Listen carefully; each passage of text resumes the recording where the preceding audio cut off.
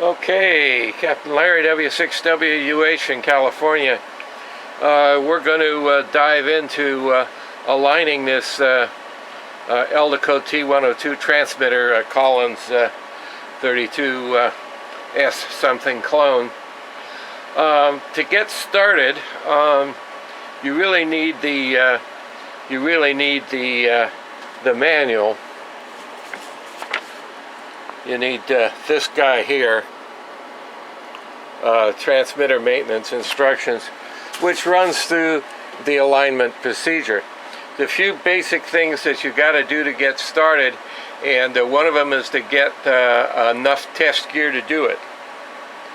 The book calls for a vacuum tube voltmeter with an RF probe.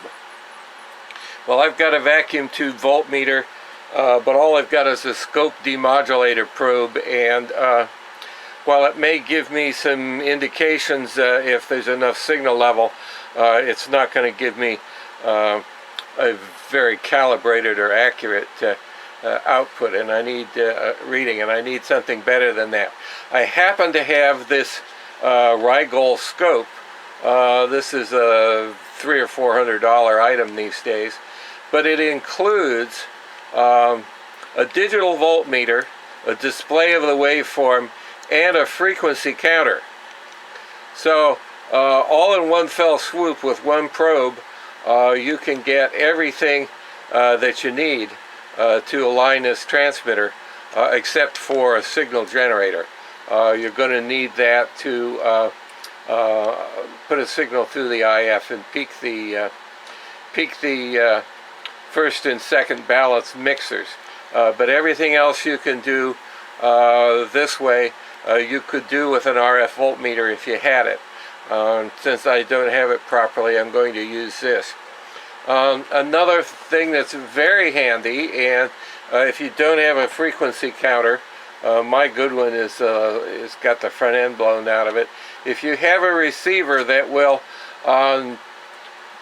go to to measure to below 100 cycles, at least a 10 cycle, a second digit. This one only goes to 100 cycles, so you can hear it, but you can't read it below 100 cycles, and you need better than that for what I'm going to do, which is going to be to try to set the carrier oscillators, which run about 455 kc on the receiver and the transmitter, and try to match them up. If I can't do that, at least I'm going to make sure that this one is dead center with the frequency counter. Anyway, the basic things that you have to do first for safety, number one is disconnect the high voltage lead from the power supply. You're going to disable the 800 volts. All of the alignment you're going to do here is just going to be with filament voltage and 275 volt low B plus. So you're going to disable the high voltage by disconnecting it at the power supply.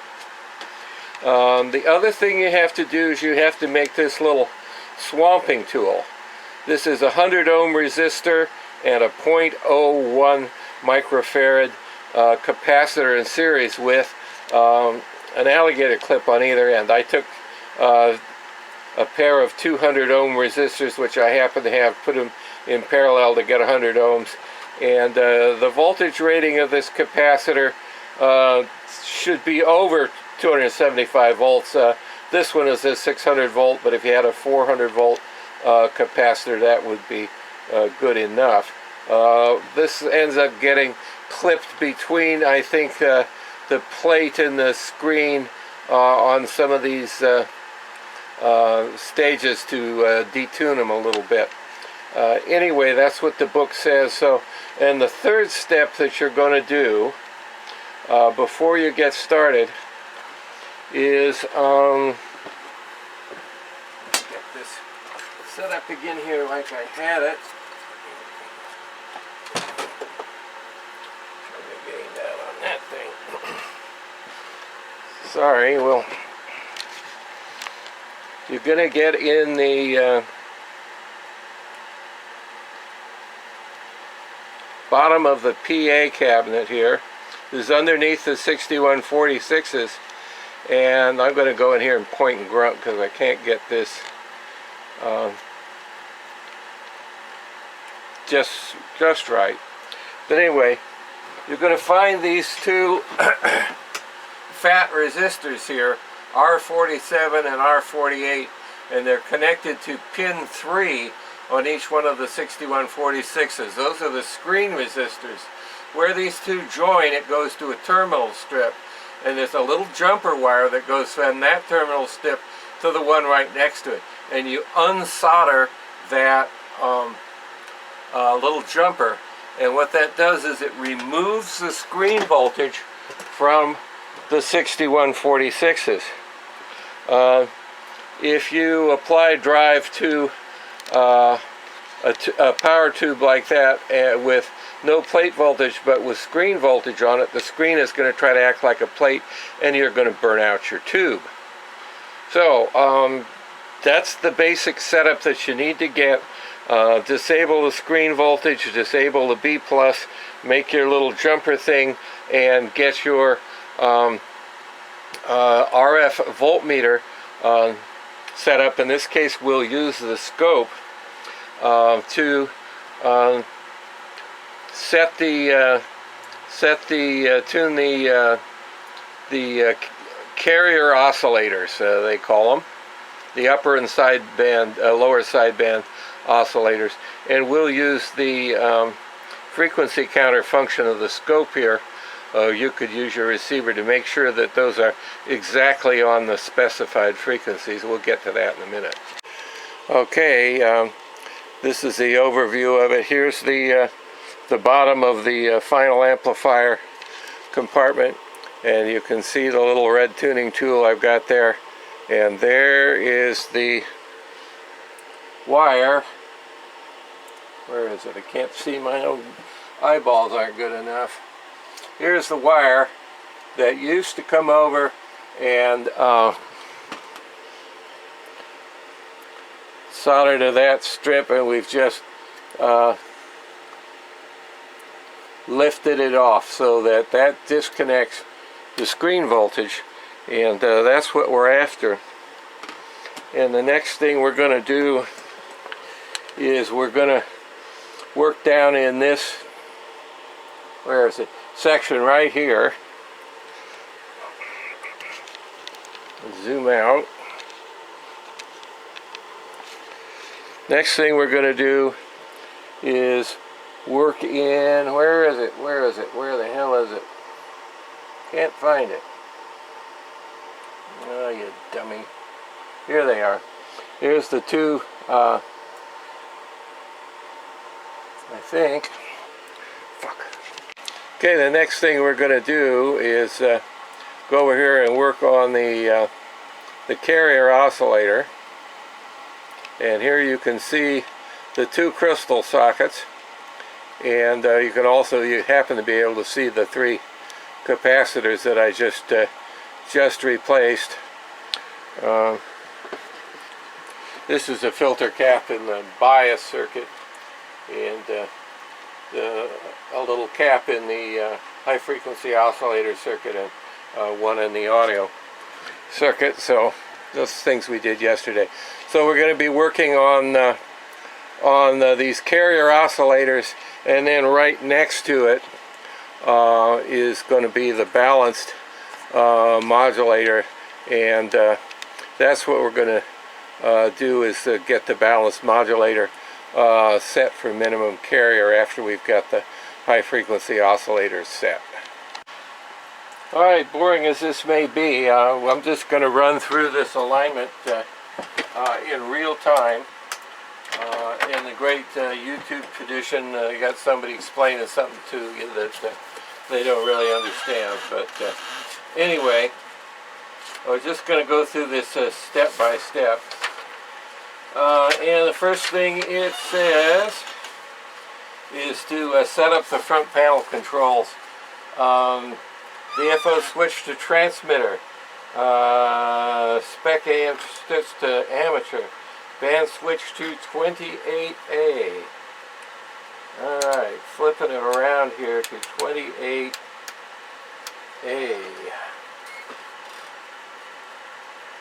Emission switch to tune. Meter switch to grid. Main exciter tuning control to 0.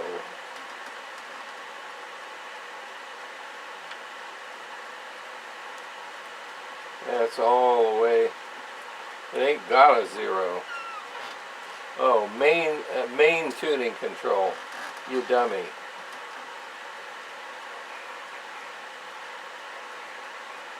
Main tuning control to 0. Exciter tuning control to 28. Plate tuning control to 28. Ding, ding, ding, ding, ding, ding, ding, ding. Like this is a roller inductor, so you got a lot of turns to get from 3 megacycles to 28. Okay. Plate tuning control to 28. Loading lever 5 o'clock. I guess that's over there. Vox push to talk control counterclockwise. Okay, QT control counterclockwise. Mod level control counterclockwise. Disconnect the high voltage from the power supply. We have done that. Disable the screen circuit by removing the bare jumper from pins 47 and 48. We did that. Or the junction of R47 and 48. 455 kC alignment procedures. Proceed as following. Place the operating controls as indicated. Done that. Connect the RF probe of the VTVM across C14, the input to the mechanical filter, FL1. Alright.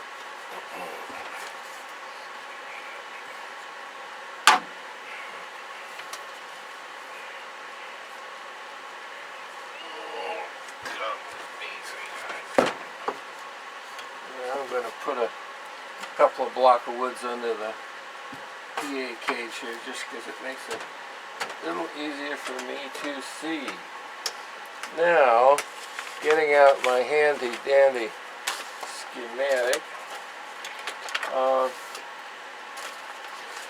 The manual has photographs of locations of all of these parts, but unfortunately what I have are very bad Xeroxes.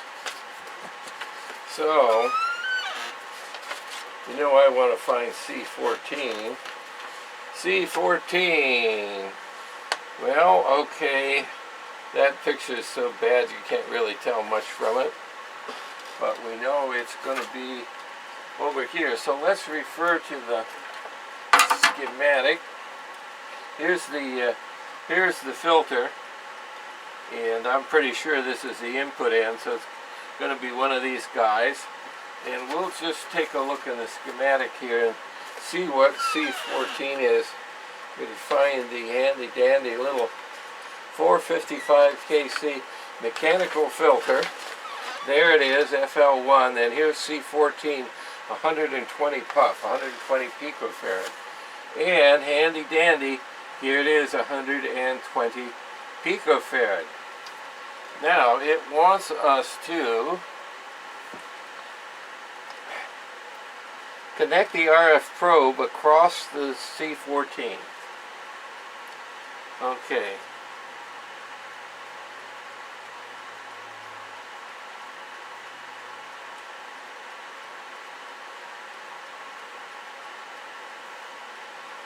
Now I'm looking at this terminal strip and I see that one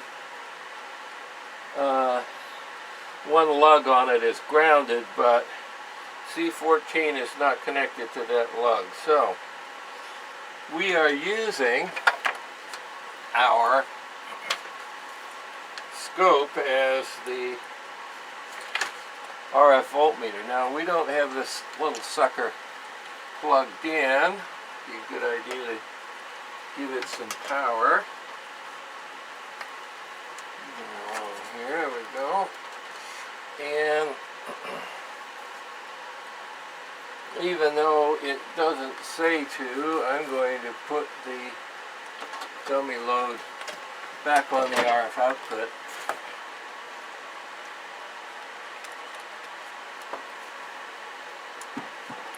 Just as a safety precaution. Okay. Now, where were we? This is the exciting part where you get to watch me struggle. Set the VTVM on the 10 volt scale. Well, I think I had this thing set to read a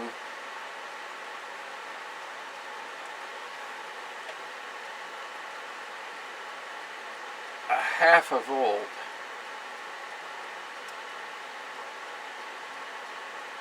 So let's see how that works out.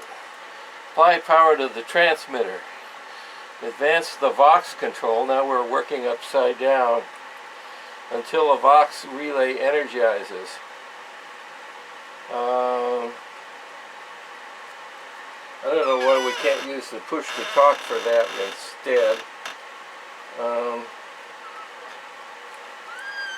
Mod level fully counterclockwise. Observe the VTM. Any voltage indicated is due to carrier. Adjust the carrier balance resistor R9, figure 1 for minimum VTVM reading. Let's find R9 before we dive into this any farther. I got a feeling we're going to end up with this thing up on its side.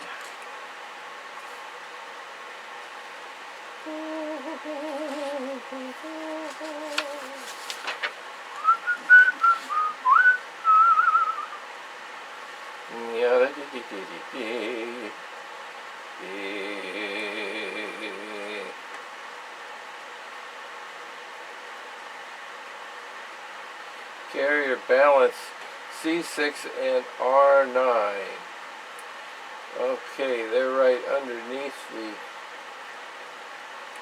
PA tuning shaft, and that's going to mean that they're over here. So yeah, we're going to have to put this thing up on its ear, and let's see how that's going to go. This is the again.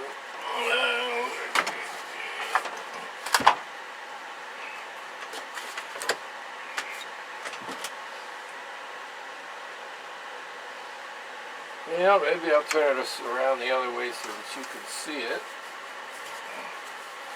My imaginary friends. Talking to my invisible friends. Okay.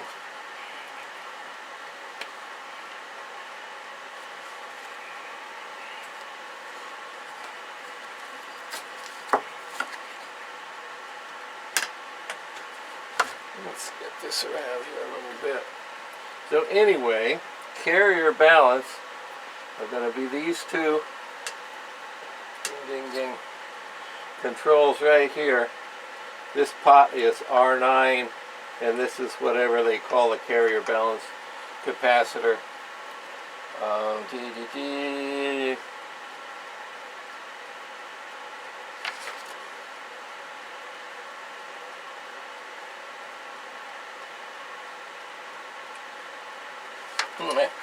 Okay. Well, let's see if we can get the scope hooked up to this thing. I'm going to have to do that on this side.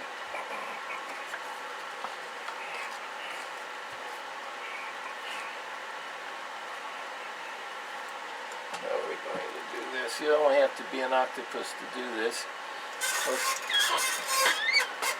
I can't put the camera on the other side because there's a wall there.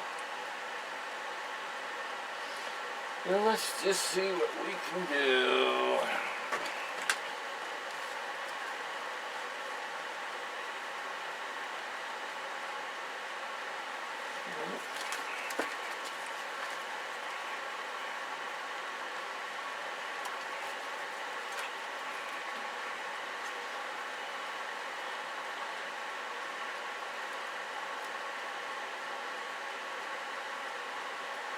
Alright, if there is a God, presumably there is one.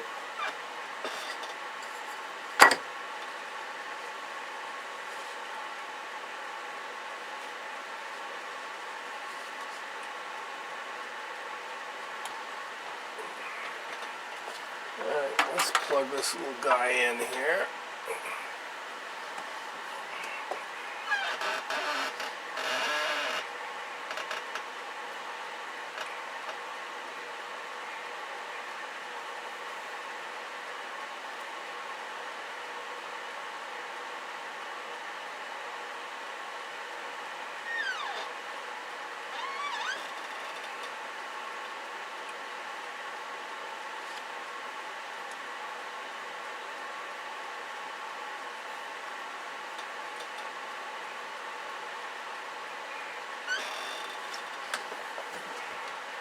Well, since I just like fiddling with this box so much, I'm going to try it this way.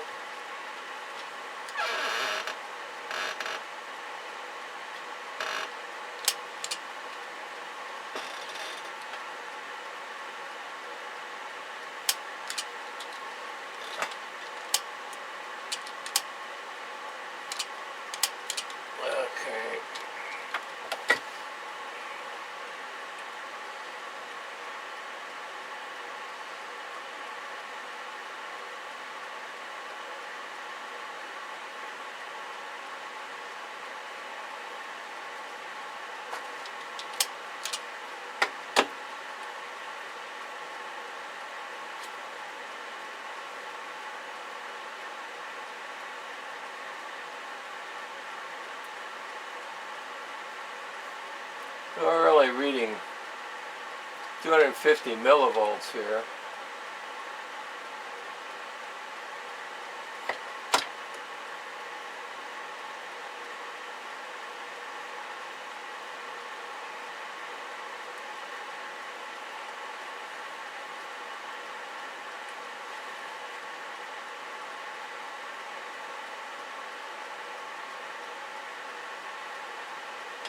Try it their way.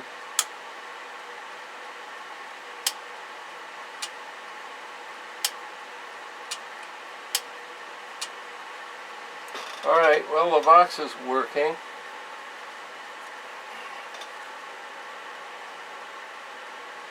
Any voltage indicated is due to carrier. Adjust the carrier balance R9 for minimum reading.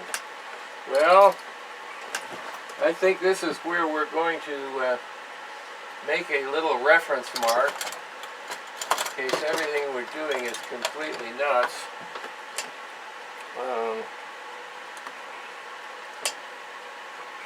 We can at least get back to about where we started. It's always a good idea when you start fiddling in things you're not used to.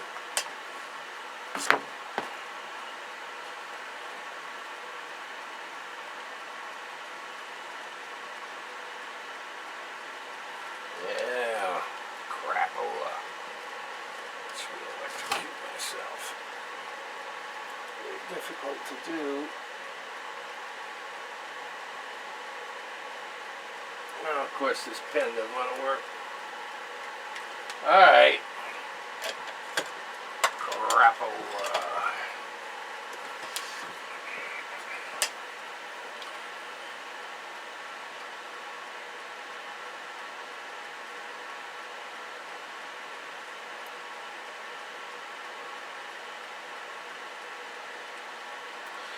Alright, so there's a mark. Not very damn precise.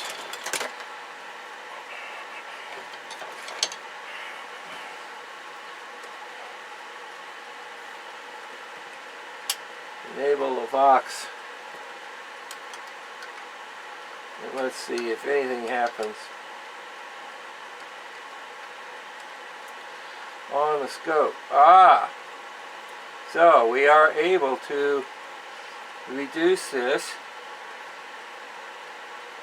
And now we're down to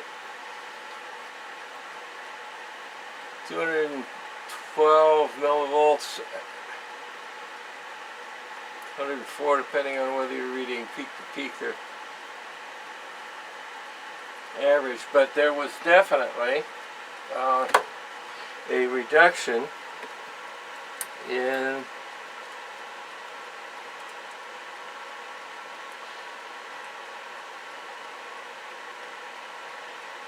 so we can just tune it to minimum. Now it's not telling me to do so, but I'm going to try adjusting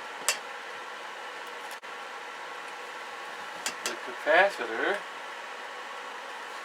and see if I can get any further reduction in that carrier, because oh yeah,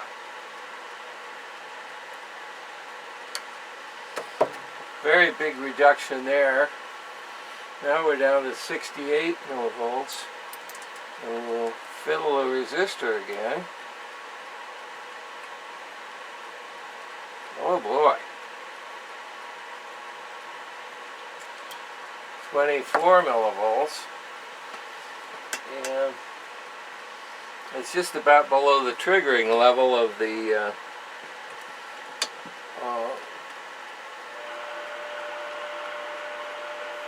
I think we're listening to the carrier oscillator, so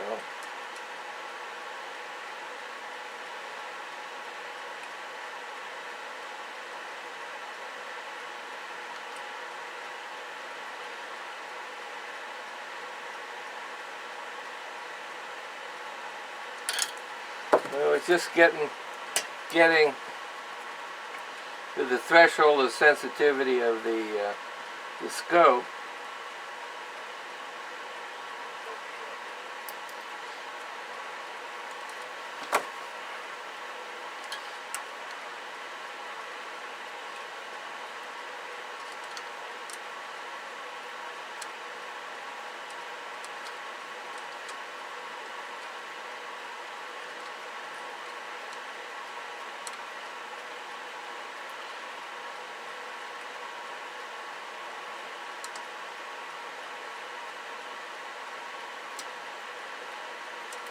Okay, so the scope has just gone to a flat line. It's just looking at noise. There's not enough signal there to measure with the scope.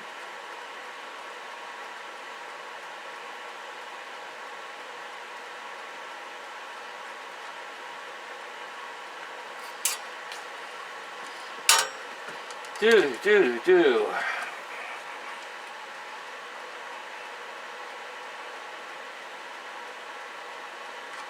Yeah, we had a little better before.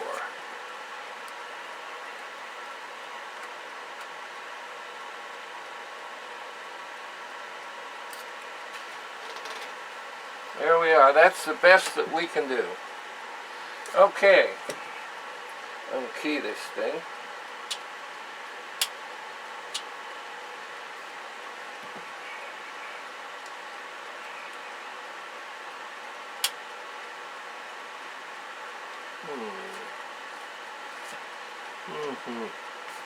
Wasn't that funny? Okay.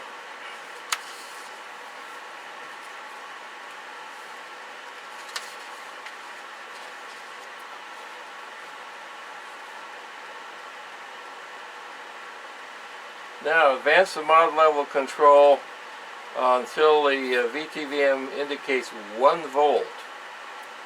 Turn the top and bottom screws of T1 for maximum voltage on the VTVM. Okay, well, here's old T1 right here, I believe. I just feel like we've skipped a step here. Let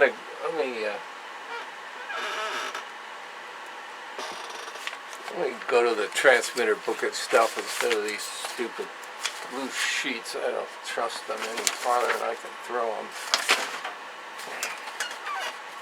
Turn this off for a minute. Okay, here's Here's T1 right here. Slug on the top and a slug on the bottom.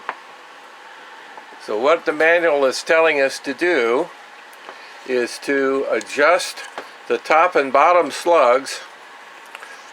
It's telling us to key it up and adjust the mic gain to 1 volt reading on the meter, or in our case the scope, and then adjust the top and bottom slugs of T1 for maximum. So let's try that now and see what color smoke we can get. Take this out of here.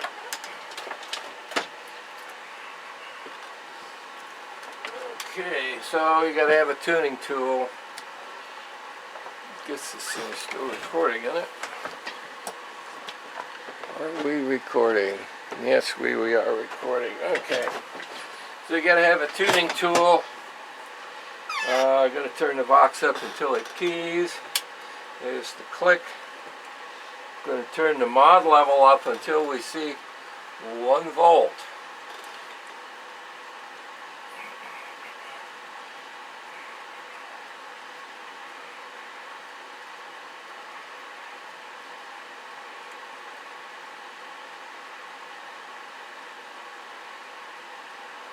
Okay, well that's pretty close.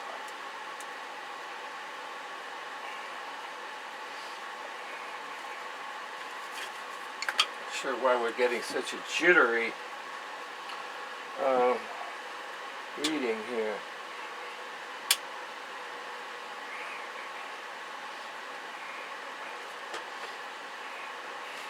I really don't know the answer to that.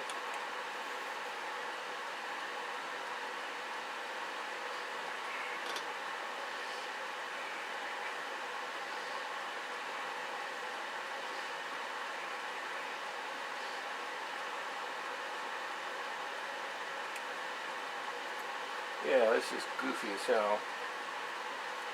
I understand this.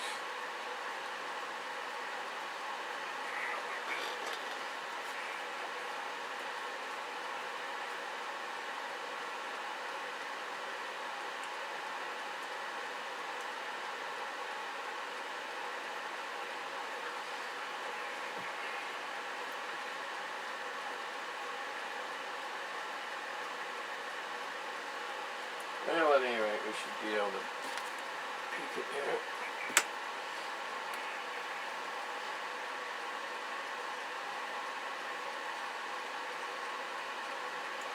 Alright.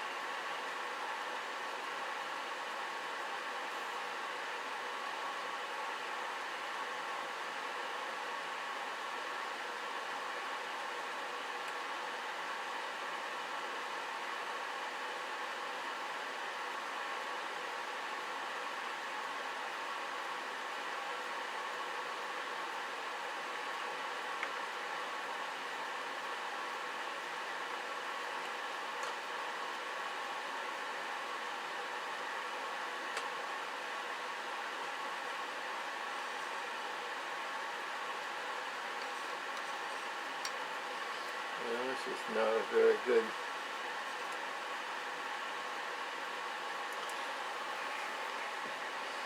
Okay.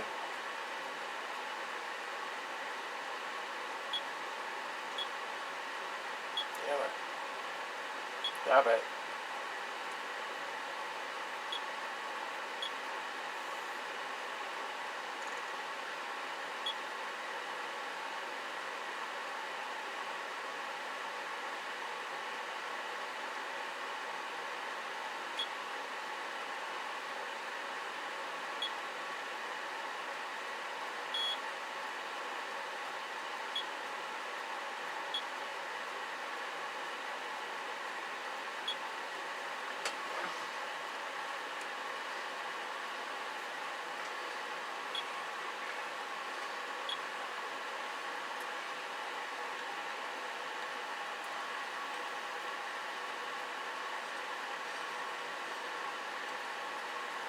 this is pretty broad, and I'm not. There we go. That's as good as it's going to get.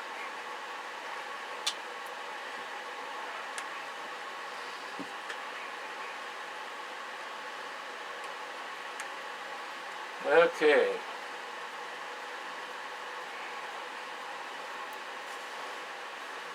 Do not adjust L1, C99, L2, or C100. Those parts are factory adjusted. Well, those are the crystal netting controls. Let's see. I'm going to turn this thing off for a minute.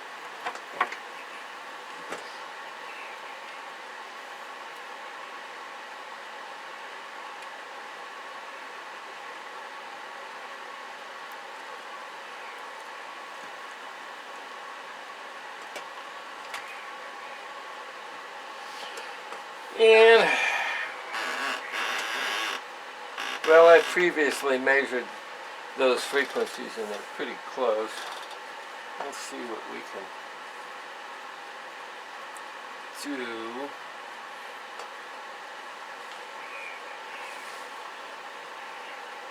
Turn this off for a minute. Okay, what I've been doing is trying to adjust the carrier oscillator crystal frequencies to spec.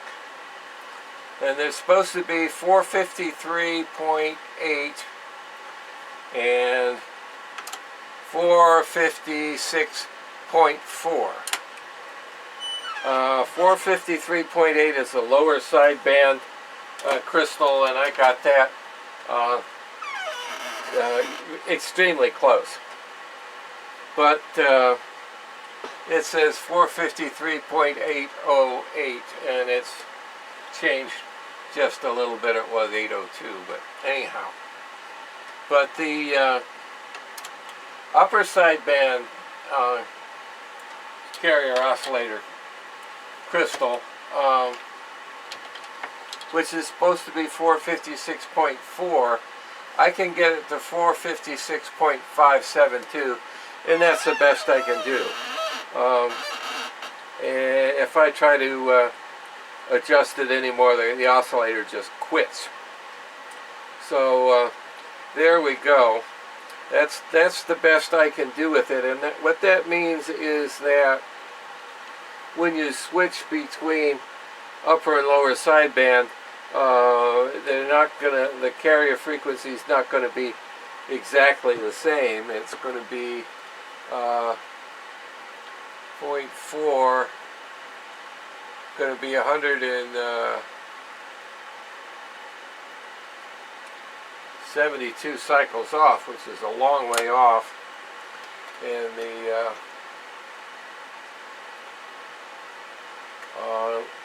lower sideband is going to be within 6 or 7 cycles, so who cares? But you know, who switches between upper and lower sideband on the same band anyway? So I guess it's not going to matter that much. Anyway, that's the best I could do, and I did that by putting my probe on the little feed-through capacitor between the carrier oscillator section and the ballast mixer, and measured it there, and it seemed to work out just fine as far as my scope was concerned. And that won't change the carrier balance any, so I don't have to go back and readjust that. Then we'll move on to the next thing in the manual, which I believe is going to tell me to turn off the transmitter and get ready to set up the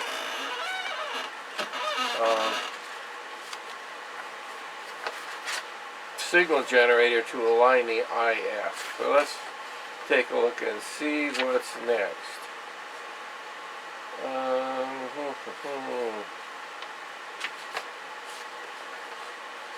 Right.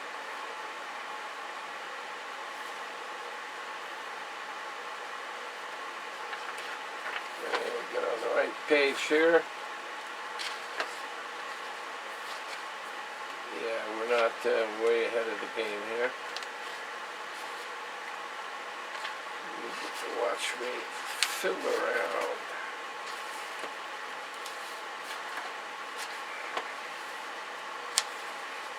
Okay, do not adjust L1 and C99, L2 and C100. Well, that's exactly what I had to do because these crystals age. This thing was made about 1960, and so here we are 61 years later. Guess what? The crystals age, and you got to do your best. So I'll turn off the power to the transmitter. Okay, we're going to do that now.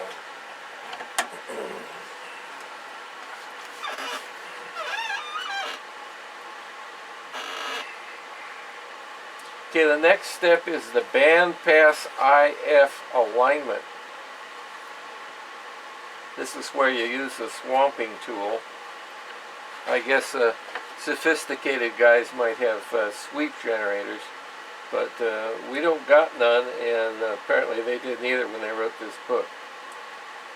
Place the operating controls as indicated in 5.3, except for the VFO switch should be in the receiver position. So that is going to disable the internal VFO here in the transmitter. Connect the signal generator between pin 7 of V4, the first balance mixer, and ground. We will do that in a minute. And connect the RF probe, in this case it's going to be the scope, at the junction of C27 and R23, and set the scale to 5 volts.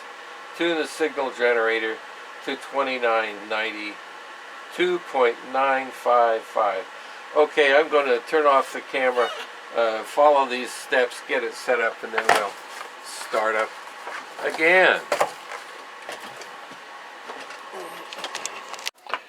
Okay, here comes the fun part, getting everything connected so that you can align the IF section here, bandpass IF alignment. So the first thing you're going to do is connect this signal generator to pin 7 of V4, and that's right over here next to this little ding ding ding shield. So there you go, that's the V4 is the first balance mixer, and pin 7 is the grid to 1/2 of that. So you connect your signal generator between ground and pin 4. Connect the RF probe to the junction of C27 and R23. Well, if you go over here and find T3, you'll find the junction of those two components, and the resistor goes right over to the grid of that next tube, which I think is V5, if I remember right. Probably is, yeah. So C27 is a blocking capacitor off of T2. R23 is the grid resistor for V5, the second balance mixer, and those two things tie to a little tunable trap, which is T3, which happens to be this thing right here.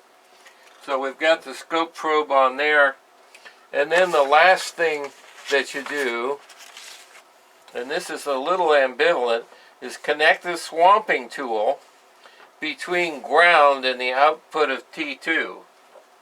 Well, you got your, here's T2, that's this one right here. And so what is the output of T2? Is it, which side of that blocking capacitor is it? I've got it clipped right to the output terminal of T2 and over to ground, and we're going to pray that that's right. Next it says apply power to the transmitter by placing the transmitter switch S4 on. So with this chintzy power supply that I have, right now I've got it, you got to tune your signal generator to 2.955. Now let me turn up this thing so you can hear it. So there it is. This thing is so chintzy that when you adjust the level, the frequency changes too. So I'm going to have to be juggling this back and forth, and I've got the receiver on here to help me keep it in the ballpark, because I can't measure the frequency in two places, I don't think. Although I may be able to measure it once I fire this up with the scope. Don't know yet. I think it will. So anyway, we're going to apply power to this thing and see what color smoke we get. And you and I are going to be the first to see what happens. The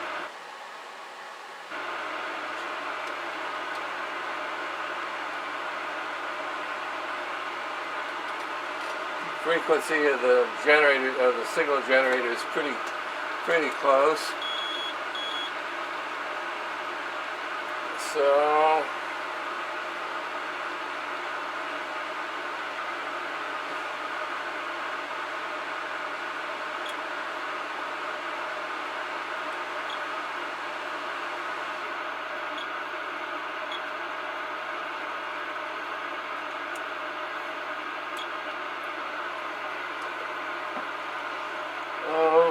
turn this thing down so I have to listen to it.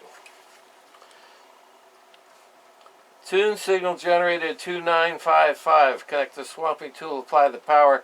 Keep the VTVM indication in about 0.5 volts by adjusting the signal generator output. Okay, well let's take a look here and see what the scope says we got for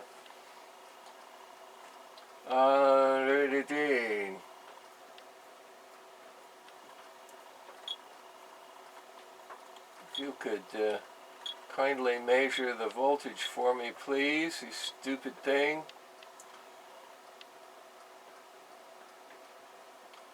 Why is it telling me 31 megahertz? That ain't right. Alright, let me turn this thing off here until I get this set up right. Well, I'm just going to say this one time. The easy and obvious and effective way to tune the IF is to simply put the thing in the tune mode and read the grid drive, set it to about mid-scale on the meter, and peak it. And then listen to it in the receiver and fine-tune it with your voice until it sounds good and natural and full, and check it between upper and lower sideband, and when it sounds good both ways, you've got it. And screw their RF voltmeter and their swamping gizmos and all the rest of that crap. Okay, we got this thing on the bottom of 10 meters. We're just listening to the driver. Hello, 1 2 1 2 1 2 1 2 1 2 1 2 1 2 1 2. Hello, 1 2. That's upper sideband. Hello.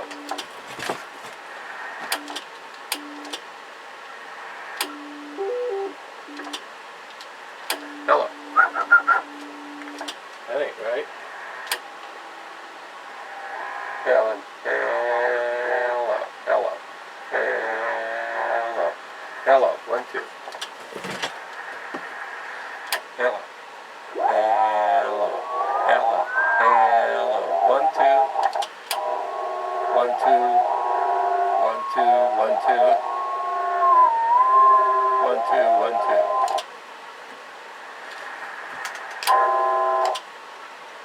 Like a lot of carrier there.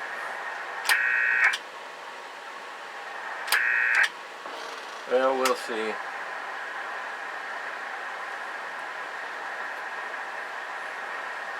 Can adjust the carrier balance if we have to.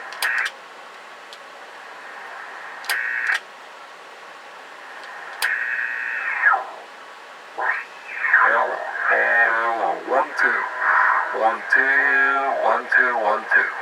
Hello.